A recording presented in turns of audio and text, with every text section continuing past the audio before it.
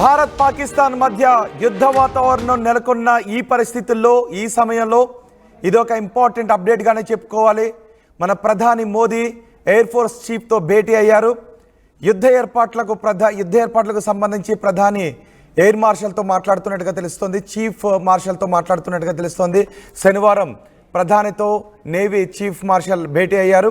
యుద్ధానికి సిద్ధంగా ఉన్నాము అని ప్రకటించారు. ఇప్పటికే 4 రోజుల క్రితం మనం త్రివిధ దళాధిపతులతో కూడా మనం మాట్లాడడం. ఇప్పుడు ఎయిర్ చీఫ్ మార్షల్తో ప్రధాని మోదీ సమావేశమయ్యారు. రేపు సాయంత్రం 5 గంటలకు అటు పాకిస్తాన్ నేషనల్ అసెంబ్లీ సమావేశం కాబోతోంది. పాకిస్తాన్ అధ్యక్షుడు నేషనల్ అసెంబ్లీకి సమావేశానికి పిలుపునిచ్చిన సమయంలో అంతకంటే ఒక రోజు ముందుగానే మన ప్రధాని ఎయిర్ చీఫ్ మార్షల్తో సమావేశం కావడంపై పెద్ద ఎత్తున చర్చ జరుగుతుంది.